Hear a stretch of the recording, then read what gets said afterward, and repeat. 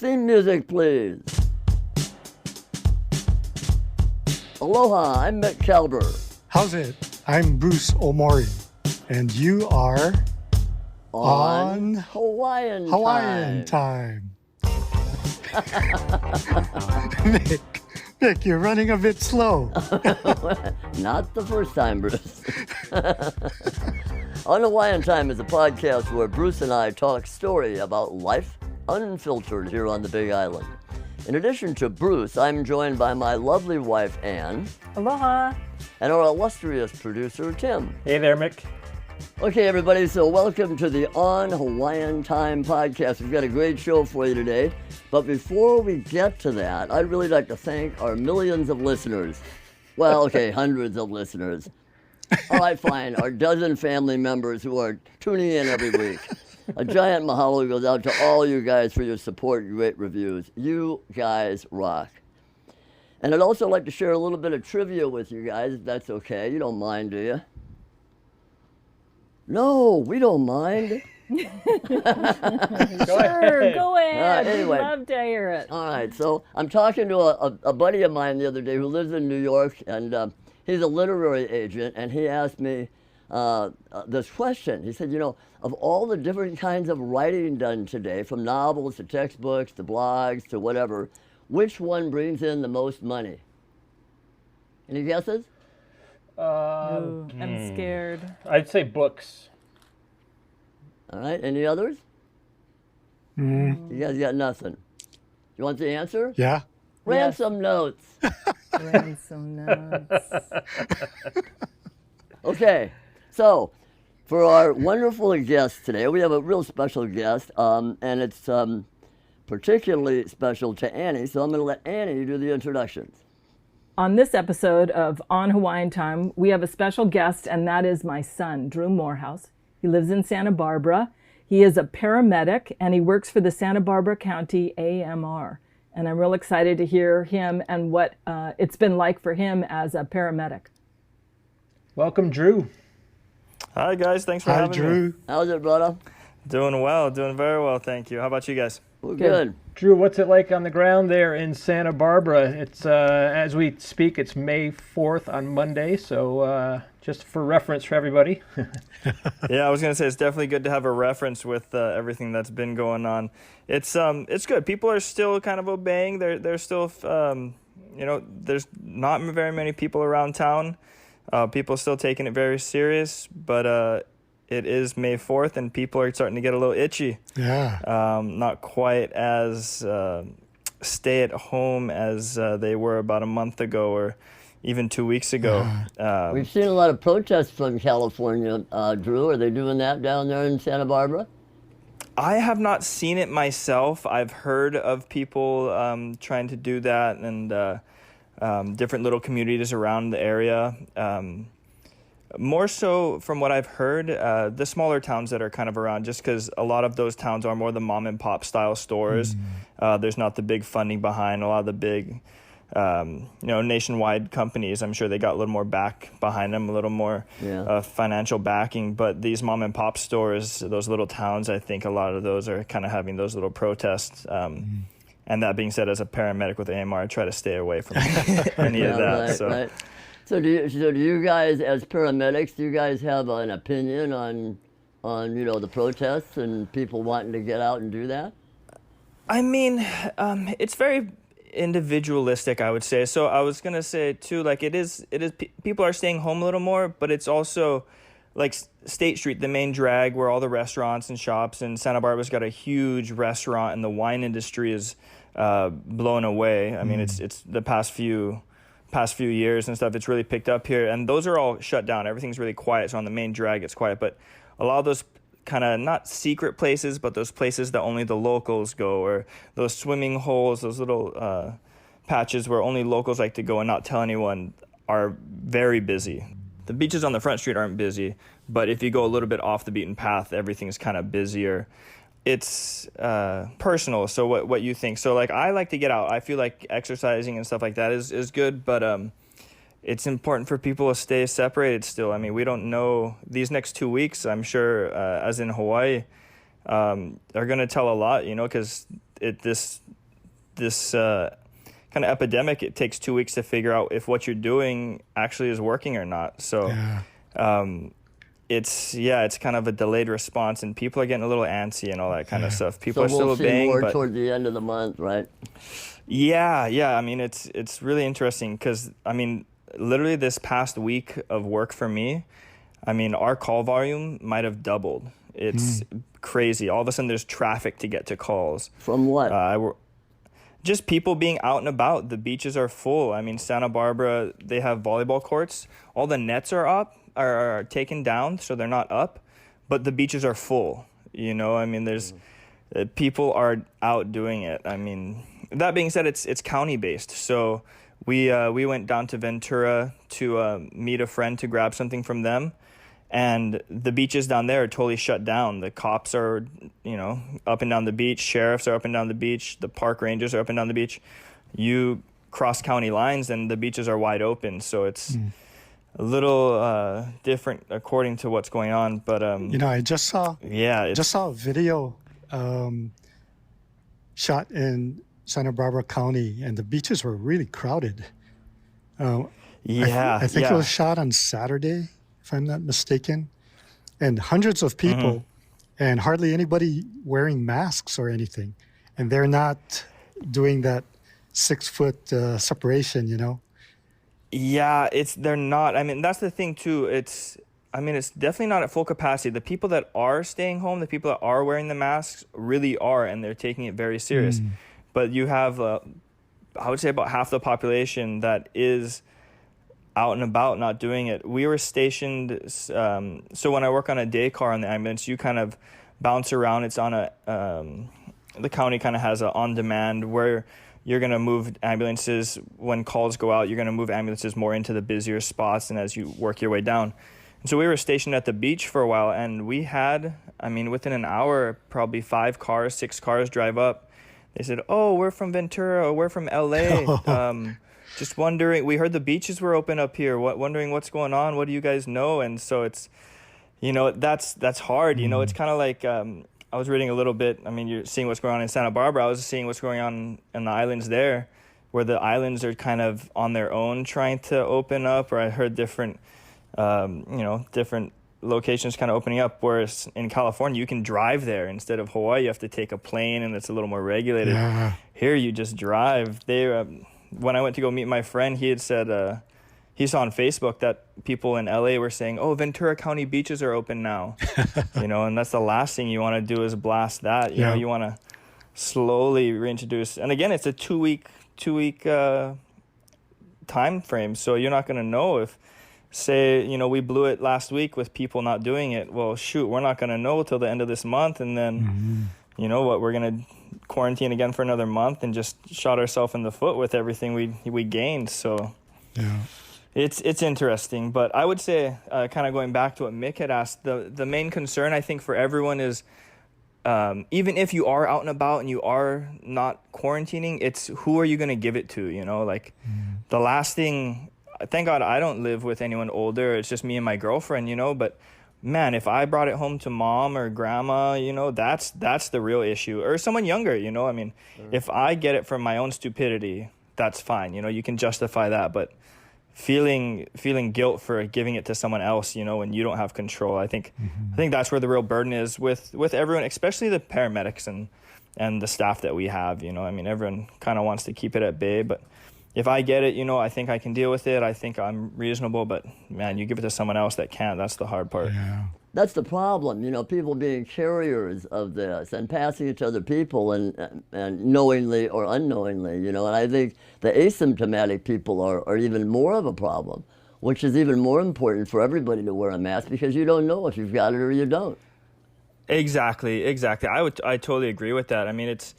I constantly myself compare it to the flu, but the flu is easy. If you have the flu, you know you have the flu. You know, this is the invisible. Some people, it's an invisible killer. You never even know. So that's really hard. Again, people compare it. I compare it to like the flu pandemics, where you knew if you had the flu. You know, you knew what was that you were infected and that you need to be treated.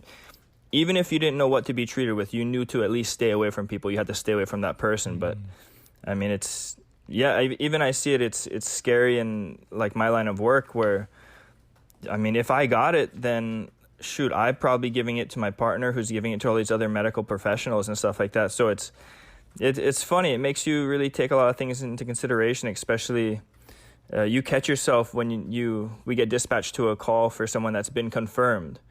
And then all of a sudden you take everything really serious. And it's kind of like, man, why am I trying to take it so much more serious than the last call when we weren't confirmed, you know? So it's, that's hard. It's really hard. You catch yourself kind of, you know, kicking yourself in the head because you didn't do all these little things the entire day or something like that. But, it makes you really think, that's for sure.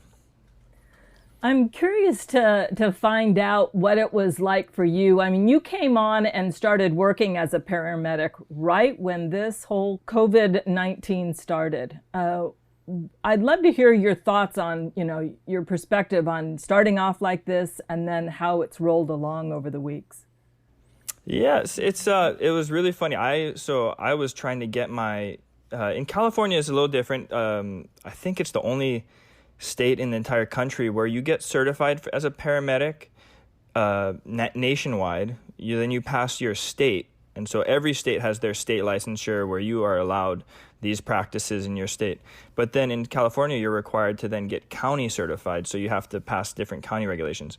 Well, I happened to be applying right when this all kicked off, and county EMSA, the Emergency Medical Services, had kind of shut down. They weren't dealing with anything new because, of course, you're going to be full bore dealing with the COVID. And so it was a little interesting trying to, hey, I'm here, I want to help. Can you please open your doors to let me in so I can then get after it?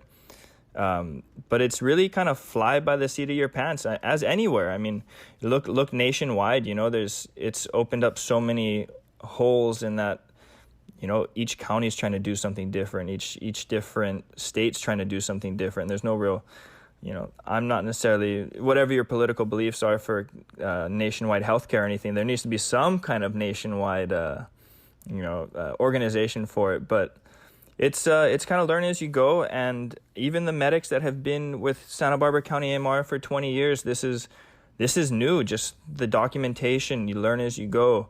I mean, you come literally still to this day, every day there's a new briefing that we get emailed or sent out via text message through the company that, you know, look for these symptoms. Okay, we need to start documenting this. Just different rules and regulations to help deal with it or documentation. I mean, just no matter what, now everyone wears a gown, or not necessarily a gown, but, you know, eye protection, face protection. Because, you know, people that get into car accidents have COVID that don't have any symptoms. People that have heart attacks, you know, not necessarily just the person that says, oh, I've been sick with flu-like symptoms, it's hard for me to breathe, or I've had diarrhea. I mean, someone falls, breaks their leg, they're the same type of person. So it's definitely a learn as you go. And no matter how new you are, this is something completely new. You know, this is not something that happened 5 years ago, so let's go through that protocol that we went through before. So I bet. So how has it changed from when you first started and they were telling you what to do to what they know now and you're able to work with? Has anything changed during that time? I would say it not necessarily changed, but it's a little more direct. Like, it's not much of a frenzy anymore. It's not too frantic. People kind of say it's kind of something, okay, it's here, we're dealing with it. This is not new news now. We know that it's around us and that we need to deal with it. And people are a little more calm, I would say, dealing with it. If you have a suspected case, okay, you always enter the hospital through this route. You're going to stay in this area that's quarantined. Whereas before, we had a lot of hospitals that were, you know, kind of scrambling to put together, where do we want to put these people? Now we have certain hospitals that won't even take patients that are possible carriers, and you'll be directed to a specific hospital that is dealing with them. So you're not spreading it around and that kind of thing. So it's a little more paperwork, a little more driving to make sure things are going in the right direction. Patients are going to where they need to be for their correct care. But just a little more direct, I would say, not as frantic feeling, you know. anything new is always, you like the people like the demon that they know, you know, they're if they're used to that problem, they like that. You don't like the new problem, you know. We've all got our problems. You like your problems. You don't like the new problem coming along. So yeah, and this is a really, really new problem. They don't even know what's happening with it. We were talking earlier today about the similarities between Santa Barbara and the Big Island and even Bali, where places where, you know, we've got all those areas have lots of visitors that come from around the world. You know, Santa Barbara has a big influx of people from around the world, right? For sure. And so does Hawaii, so does Bali. And yet all of those places have very few cases. Why? Yep. Why is that? That doesn't make any sense. And you know, the experts are trying to figure this out, of course, but on the surface, it's like we shake our heads. I mean, the Big Island has had about the same amount of cases as Santa Barbara, around 600 or something like that. Okay, yeah. You know, the Big Island, we've got about 75, right? But we didn't shut everything. This island has never been completely shut down. You know, the governor did, and he overrode Harry Kim, the mayor. And so we have isolated a lot of people. Most people have isolated, but you know, regardless, you know, we haven't had the widespread thing going on. So we think that's curious. Yeah, I completely agree. And like you're saying, it's so new. I keep, you know, you hear one thing like, I was reading something that like being overweight is the number one cause. And then you hear like, you know, this underlying cause is the number one. But there's, like you're saying, there's so new, there's nothing to really show. But one thing that's, I mean, Santa Barbara is quite isolated, not necessarily like a dividing line, a dividing receptor, but we're quite separated from LA. I mean, we're still considered Southern California, but we're right at that peak of it. I mean, there's about a 20-minute drive of a gap between us and Ventura, which once you hit Ventura, I mean, yes, it's a separate city, but kind of the population just kind of runs right through. There's no real dividing area. And so we are a little separated. And you do get people that commute back and forth between the bigger cities that come into Santa Barbara. It's definitely, I think the influx is about 40,000 people during the day that come into the city for work. But yeah, it's like you're saying, it's really interesting. I mean, I thought we'd be seeing a lot more cases, a lot more problems. I know that Cottage Hospital, which is the big level 1 trauma, I mean, they can do everything at this hospital, really great facility. And they hired, I think, 20 traveling nurses. This hospital never hires traveling nurses. They hired 20 brand new for the ER nurses, and they just to gear up for what was going to possibly happen. And they actually announced that this week they're letting them go. There's no need for them anymore. They geared up for this craze that they expected, and it just never hit. I mean, like you're saying, I think you're saying right around 600. I think like 550 now. But 2 days ago, I'm not sure what our count was yesterday, but 2 days ago we had 4 confirmed cases. And, you know, to have only 4 confirmed cases was amazing, I thought. Yeah, I mean, it is. I thought how many it'd still be people live cranking. in Santa Barbara, or the area? The area, I want to say it's about 120,000, kind of right in there. Yeah. Maybe 150,000 in the greater area, but a little bit less right about than the whole Big Island, but not too far off. Yeah, and it's quite spread out. You know, you do have your suburbs and stuff like that, but it's pretty good separation between. So the interesting thing is we don't always hear about, you know, the recoveries. And as of May 4th, it's reported that there's 113 active cases in Santa Barbara, and we've got like a couple reports here in Hawaii that say less than 100 active cases statewide, less than 20 active cases on the Big Island. And then you look at the curves, and Hawaii is essentially flattened that curve. And they're really gearing up to, you know, start the reopening process. But it's interesting when you look at the parallels, because California, the governor shut down things pretty early there.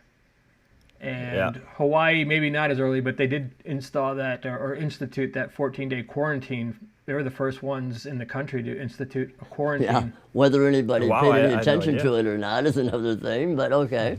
Well, it's interesting because you're seeing some reports, and it's kind of anecdotal, but, you know, people are getting arrested for breaking quarantine, and they're getting sent back.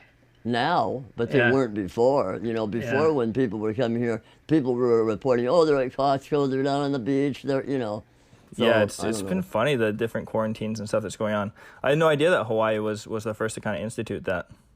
They at one point wanted to stop people from stop planes from flying down, and they realized they could not shut down the airlines, the airports.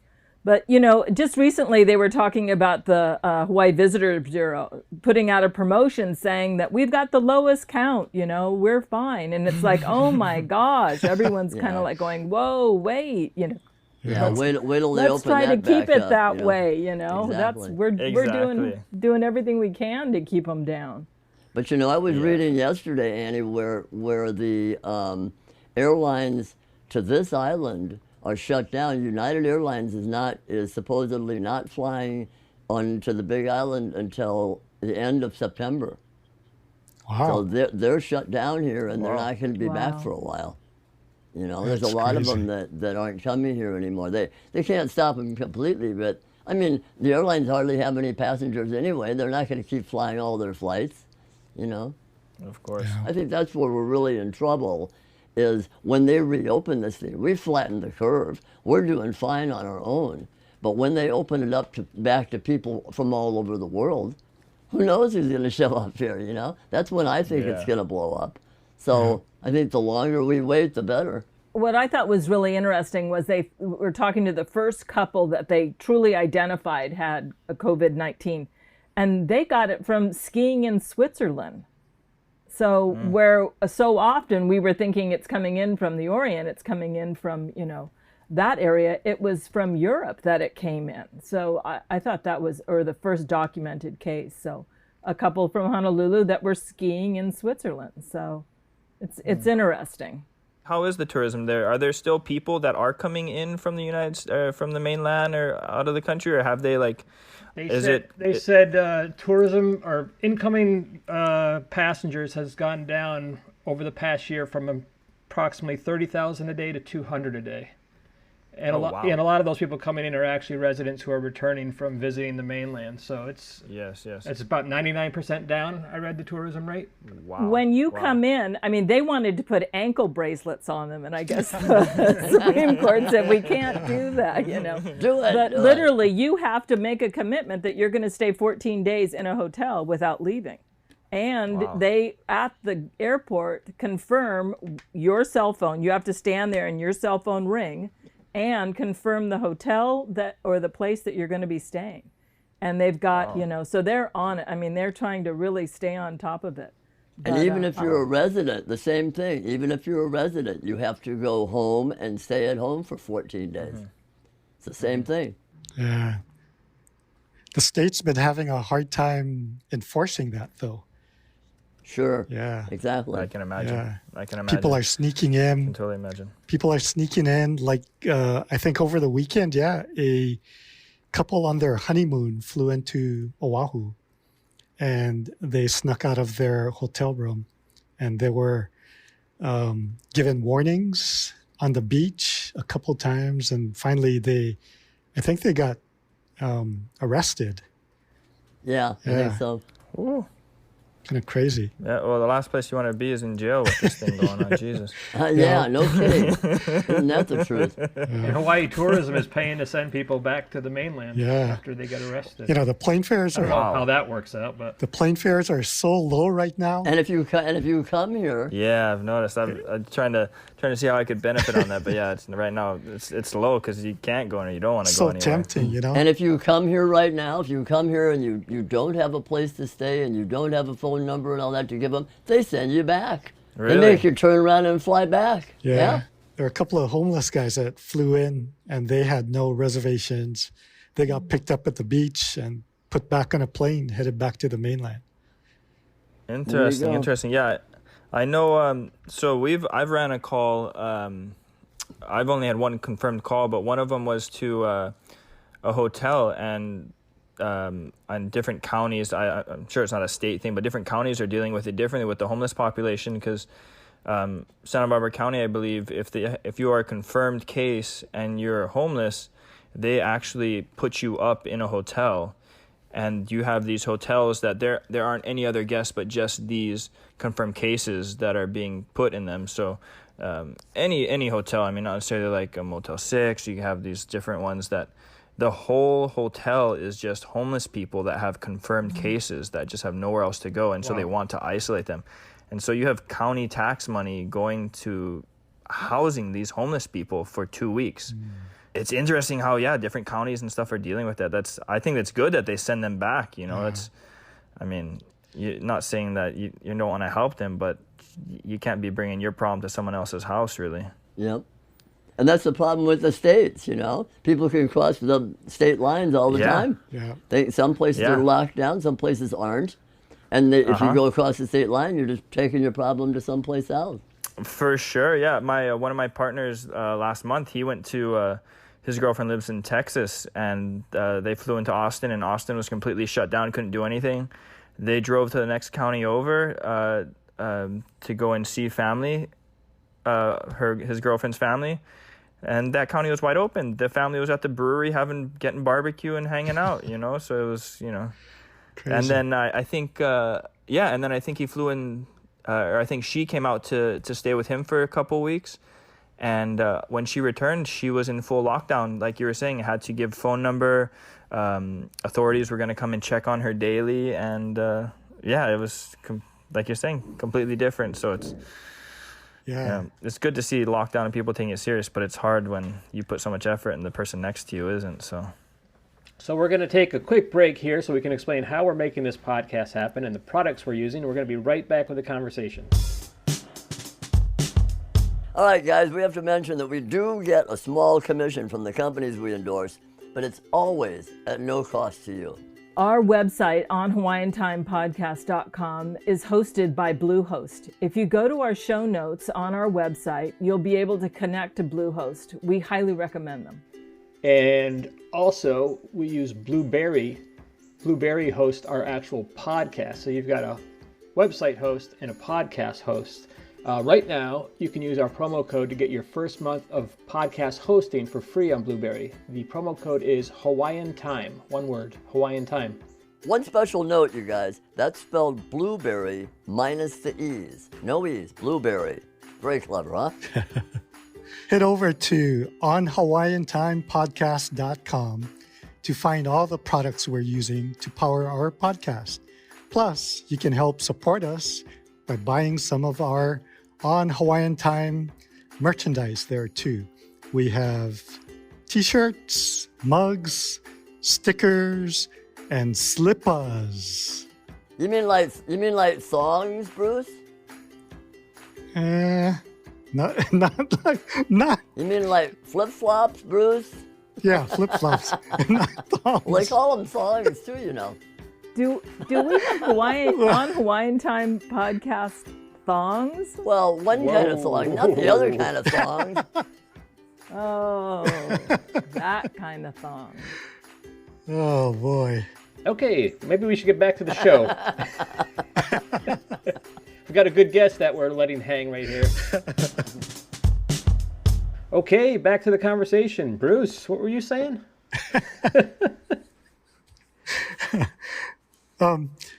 Drew, funny thing is that you mentioned that each county had their own, set of rules for everybody to follow. I was watching that protest in San Diego where a helicopter was hovering over that crowd of people, and hardly anybody was wearing masks. And when the cameraman did a close-up of the law enforcement officers, hardly any of them were wearing masks too. So it's kind of weird that the state's officers were there. I mean, with their face in the faces of the protesters, and nobody's wearing masks. It's crazy scene. Yeah. And that, I don't know. Yeah, and it not only from county to county, I guess it is, now that you mentioned that, kind of from agency to agency. Oh, interesting. I know why people don't wear masks on the beach, though. Because it gives you a funny tan line. You laugh, but I'll bet there are people that think about that. Oh, for sure. And those things are humid. Those things are horrible. I hate wearing those. I can't wait to get them off. We run a call and you have those masks on for an hour. A properly fitted face mask is one of the most uncomfortable things. It makes you want to touch your face, which is the worst thing, I understand that people want to get back to work and open businesses and get the economy going. And I think the whole point of this flatten the curve thing was to give the healthcare people, the hospitals, the ability to respond and do it over time. And Drew, what are you seeing? Like, what does the hospitals look like in Santa Barbara? Are they to capacity? Are they empty? Is it somewhere in between? So, as far as the COVID, Santa Barbara hasn't really been hit. Like I was saying, they kind of geared up, Santa Barbara Cottage kind of geared up with picking up 20 traveling nurses, which is something they normally don't do. That's definitely, they don't rotate through those traveling nurses, and they've been told that they're being released this weekend. So they haven't really gotten that hit, and it's been a little mellower. I don't think we really ever hit capacity. There was a run probably a couple weeks ago where things started to gear up, but never, again, hit capacity. But now with cases have lessened, that's for sure. It's going down, but now you're getting other issues with people not staying home. This past week, I would say our call volume almost doubled. And so the ER is getting busier. So now you're kind of pushing into hospital beds that would be available for COVID. Or if this kicks up again because people aren't staying at home, we won't know for 2 weeks. Then those hospital beds that were available when we were quarantining aren't going to be, because people are, out getting into other trouble that they wouldn't be if they really were quarantining. So I wouldn't say it's ever really hit capacity, but talking about, with this 2 week period of knowing, we'll kind of, if it does come back, it'll be definitely pressing for hospital beds, I would say. It's almost like you see some of these protests, and I don't know because I'm not there and I'm no expert, but what you're saying, Bruce, people without masks, it's like, why can't you protest with a mask on? Are you trying to make a statement by going out without the mask that this thing isn't really serious? But because I get it, you have the right to protest, but why not do it in a safe way if you're going to do it? Yeah. And try to reopen areas responsibly, not just, why do we have to dive in and kind of throw it in everybody's face and say, we're opening whether you want us to or not? Well, we can do this in a responsible way, I think. Especially in Hawaii where, we've seen this curve of essentially flattened, like less than 20 people on the Big Island that have active cases. So I guess Hawaii hasn't completely shut down in terms of businesses, but it's like people are going to be bankrupt in a year, and I think health is more important than dollars. But if there's less than 20 people who have it, why can't you responsibly start reopening businesses and see what happens? And they talk about, part of that reopening is testing. How many, what is the testing capacity, or what's being done testing? Do you guys have kits on your rigs when you go out? So Santa Barbara just recently, there's one facility, it's actually an urgent care that brought in the antibody testing. But otherwise it's just the hospitals that have, and I don't think the hospitals even yet have the antibody testing. But I have never been tested. I'm hoping that we're able to test all of, I think the first responders need to be tested. I'm not trying to say that just for myself, but you need to know who has it and who hasn't had it. And I'm hoping that becomes offered to all first responders, all hospital workers, just to see, who is a carer, who isn't, what's gone through. But it's interesting that I have not been tested. We don't carry anything possible. We know where to send people, but I still don't necessarily know how they determine who gets tested. I saw a week ago that a pug got tested for it, and I haven't gotten tested. So there you go. Well, and they talk about having more testing. Is that still coming up, that we need so many tests, that we need to test everybody? We need to do this in order to really see what's out there? In my opinion, yes. In my opinion, this is the real world, not the perfect world. Everyone should be tested, I think, to know who has had it, who hasn't. will this become just like another flu? Like we're going to get a vaccine every year and we're going to take a shot at which one is going to come up this year. And so we'll get vaccinated. And then it doesn't really matter. But I think until then, you need to test the entire population. You know, I read recently that one doctor was saying it's going to be just a regular flu, basically, that once we find out how many people actually had it, that it's going to be below 1%, the mortality rate, and it's just going to be like a flu. But, I mean, we can all talk about it, but until you actually do test everyone, you have no idea. And the hospitals, Santa Barbara's gotten a lot better for time response on getting back your test. But, again, besides that one urgent care that I've heard of, they're the only ones that have the antibody test. And I think they're charging $120 a person, so it's still a business, you know. It's still a business. They say that this, when you're talking about it just being a flu, I mean, it may end up that way, but it doesn't look that way right now. I mean, this is much, much more transmissible than the flus we've had in the past. Oh, I completely agree. I mean, I'm on the side that kind of tends to be not as, maybe more optimistic is the right word. I'm not sure what the word, but I'm hoping, I guess I hope that it's not going to be as bad as a lot of news agencies say it is and stuff like that. But even someone like me who thinks that people are overreacting, this is, I mean, we haven't dealt with anything. This is something very serious. So it's funny with those protests that you guys mentioned. I mean, it's not a disease that's about you. It's about a disease of who you're going to give it to, you know? So it's yeah, I mean, it's going to be interesting to see how this all fizzles out. But I think to really actually, I think it'll be important for not necessarily just this disease, but the next disease that comes, you know? I mean, if people are going to say, oh, we overreacted last time, when it comes to the next time, then, you know, we're not going to do all that because we overreacted. It's like tsunami warnings in Hawaii, you know? People are like, oh, you got to get ready for the tsunami's coming, and then no tsunami comes. And after 5 of those, it becomes the boy who cried wolf phenomenon. Exactly. So I think it will be important to actually test everyone so that it's a reality check to everyone that, you know, say not too many people have had it and this really is a problem, or this was not as big of a problem. Now we know how to deal with it, and the next time it comes around, type deal. So, but it's a particularly brutal way to die. You know, it's basically suffocation, sure. and that's not much fun. I mean, it's like having emphysema or something, you know. And the reports that I've read about it, you know, the people that really have it and have it badly, it's a nightmare, you know. And it's a nightmare for overdoing the medical people too, you know, overtaxing the medical personnel and the first responders and everything else.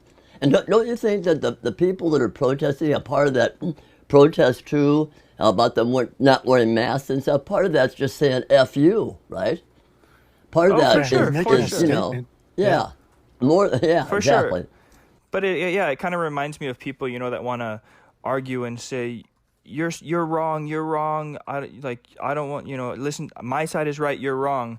Well, you need to listen to what the other side is saying, be able to say that they're wrong. You know, if you're out there without a mask saying, I'm not going to wear a mask, you're wrong. Well, put a mask on and talk to me about it, because I might actually be right about the whole mask thing, and we can have a discussion. But yeah, I think that's a little overzealous to just be out and about saying it's no big deal. So I'm going to just possibly spread everything because I don't care. So yeah, definitely interesting on that. But yeah, I mean, it's brutal. And I think a lot of people don't realize when you go on a ventilator that it's basically going on a ventilator is you're losing your right for resuscitation. It was something I was kind of talking to one of my paramedic partners with. If you go on a ventilator, it's basically like when you know, older people, you have your POST, your physician's order of life-sustaining treatment. If you're on a ventilator, that is your last effort. You know, if you go into cardiac arrest with a ventilator, there's not much they can do for you. You are toast. You know, you're basically, once you go on that ventilator, that's it. This is your chance at staying alive. So It's a non-resuscitation order, basically. Yeah, I mean, it is the end. And a lot of people think, oh, no, we have ventilators. You can go on a ventilator. It's your body. I mean, it's like being physically fit. You know, you need your body to constantly be working. You need your body to constantly be fighting a little bit. You know, you want to constantly be testing your body a little bit. But once you go on this ventilator, your body's not working. Your body's not fighting. And that's, you know, this is your shot. Go for it. So I remember seeing a doctor that he did everything he could. He ran marathons and all this stuff. And when he got sick with it, it hit him hard. And he did everything he could to stay off a ventilator because he knew once he went on that ventilator, that was it for him, you know? Yeah, I heard the mortality rate is like about 60%. I think it's higher than that. Go on the vent. Yeah, I mean, because then you have something that's working for your body. So your body kind of, and it's, I guess, my opinion, but your body stops fighting because something else is breathing for it. So it's not doing that struggle. So it kind of gives in. But yeah, I mean, a lot of people, again, I don't think realize that it's not, oh, you have a ventilator, okay, you're going to be okay. It's your body's last ditch effort at, are we going to be able to stay alive and just come out? Scary. Yeah. So. Yeah. But yeah, again, we're not going to see how this all plays out for another 2 weeks. It's Santa Barbara's going to be interesting. I'm really interested to see with people coming up here from other counties, possibly bringing it around, and then people just being out and about. In one day, I ran on 3 bicycle accidents because people all of a sudden are out riding their bikes. You know, all of a sudden we had more traffic accidents than I've seen in one day since becoming a paramedic in that same day because people are now out and about, you know. And they're speeding. And Which is a bit odd, isn't it, Drew, since there's less traffic? But there's more traffic all of a sudden. Yeah. And then, exactly, Bruce, people haven't been able to drive around in their, you know, Santa Barbara's got lots of money. You have people with these nice cars that like to just go beach cruising or anywhere. And it's fun to drive fast. I haven't driven my fast car in a while. And so you have, people are just eager and excited to do that. And so everything is getting. And so if you all of a sudden, because we haven't been doing the right thing, we get a spike in COVID, everything is going to get pressed really, really hard. That's for sure. You know, one thing that is kind of interesting is that this, in a way, opening things up maybe too soon, is kind of an acid test. You know, in 3 weeks or 4 weeks, if we're not getting a big surge in COVID, well, then that tells us something, doesn't it? Mm-hmm. You know, if we do get a big surge, that tells us something too. For sure. It's just like Hokkaido in Japan. They were really good at keeping the numbers down. They flattened the curve real quick. They got it under control. And then I don't know if he's called a mayor or whatever, but their leader opened up the island again. And then they had their cases increase to the point where they have to shut it down again. So yeah, that can happen. It's going to be interesting. And if it doesn't come back, you know, and things are great and you know, there's no resurgence, I hope that it's able to be taken as like, well, we don't have to do it next time. You know, we did the right thing. We did the good thing. So now we know how to do it. Not, hell, I'm not going to listen anymore because it was stupid. We didn't have to do it, you know. So I just hope they're able to educate people in that way too. It doesn't just end with it stopping. You know, we got to get ready for the next one possibly. So. And just to put a little perspective on the flu versus COVID, you know, last year the high-end estimate for flu deaths was just over 60,000 in the U.S. And we're at, 69,000 COVID deaths in the U.S. in just over 2 months. And the flu has a vaccine, you know, so... Yeah. And we've been quarantining. Exactly. We've been quarantining hard, and we've got 69,000 deaths in just over 2 months. So that puts it into a little bit of context. Yeah, I know kind of moving into just reopening and stuff as well. I was speaking with, so I used to work in bars and restaurants for 12 years. That was my career. Ran a bar program, was a manager at a bar for 7 years here in Santa Barbara, helped open it. It's been my baby, that's been my home as far as work for sure. And I was talking with the owner who's a really good friend of mine, and he's really worried about what regulations, or curious to see what's going to happen as far as regulations for when things do open up, because there's a lot of talk about, cutting down capacities in these restaurants or moving tables 6 feet apart and all these little things. And he's really worried, if he's going to be able to pay rent, make these bills, because, say you can only have half the people in a restaurant. I'm not going to go pay, this meal that used to be $20. Now I got to pay $40 for this restaurant to be able to happen. Margarita was maybe $7. I'm not going to pay $14 for a margarita. These places have to make their money somehow. And so it was interesting. I hadn't thought about it, but just the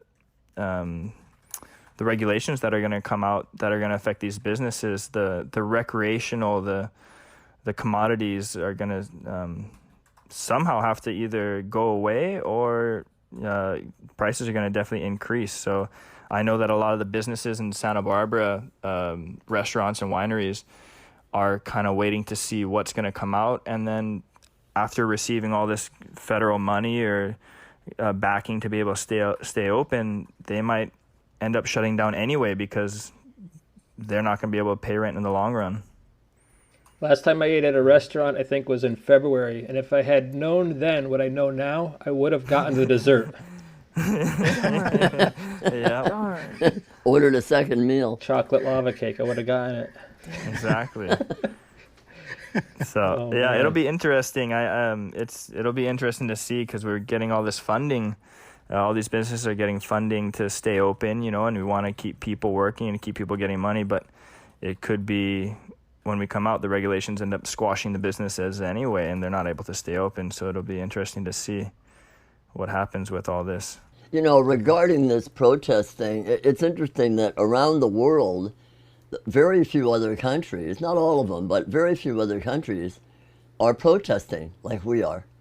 A lot of the other countries, Germany and different places, have stayed shut down longer, and now we're starting to open up, or haven't even opened up yet. I heard today that Germany's schools were slowly starting to open up again, but it's amazing to me that we've been shut down 2 months now, not even 2 months has it been, and we're protesting. We're out there screaming and shouting about it. Nobody does that. No countries do that but the United States. What the hell? Yeah, we could have a whole other podcast on that one. Yeah, exactly. It's interesting because it all people are saying, down, right? Yeah, people are saying I have rights, but yet this is a focus on the rights of everybody, the respect for other people. Exactly. So a concept not many people live with. Here, hold my beer. Watch this. Yeah. There was a quote by a Danish philosopher that says, "Life can only be understood backwards, but it must be lived forwards." It's a lot of Monday morning quarterbacks and people saying, yeah, there you go. That's a good one. Sure. This, that, and the other thing, but none of us really know what's happening moving forward.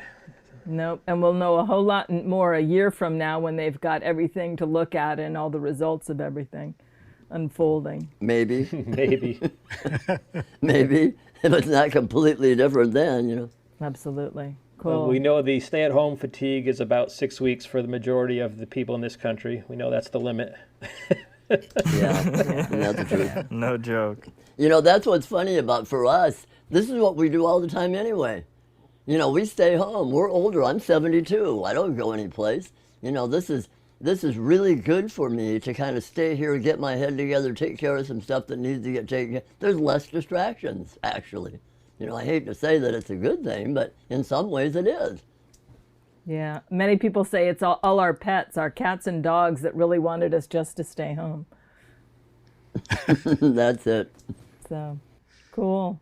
It's been really interesting to hear the perspective of what's going on in California in comparison to what we've been doing here in Hawaii.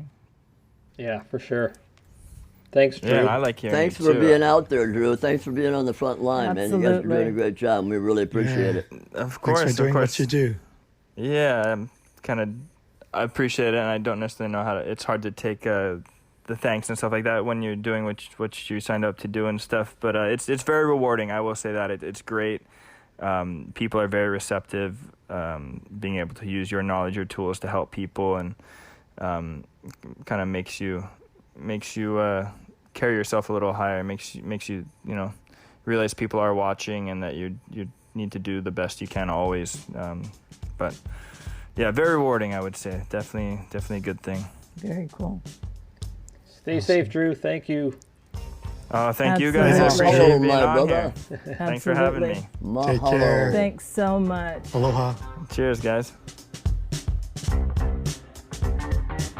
Okay, guys, that's going to do it for us on this episode. Thanks for joining us. But before we go, we need a big favor from you. It's a favor from you, but it's a favor from us to you because we're running a contest and we're giving away a $100 Amazon.com e-gift card. It's so easy to enter this contest, and let me tell you, not many people have entered. So if you do enter, you got a pretty good chance to win. The contest goes through the end of May, so just go to our website on HawaiianTimePodcast.com, click on the contest link, and there you go. And while you're on our website, on HawaiianTimePodcast.com, go and check out some of our cool merch. We've got slippers, shirts, coffee mugs, and so much more. Check it out. How about songs? Do we have songs? No. Oh. Big mahalo to our logo designer, Joel Marcus of M Inc., and to Jamie Colazzo of Silverline Sound.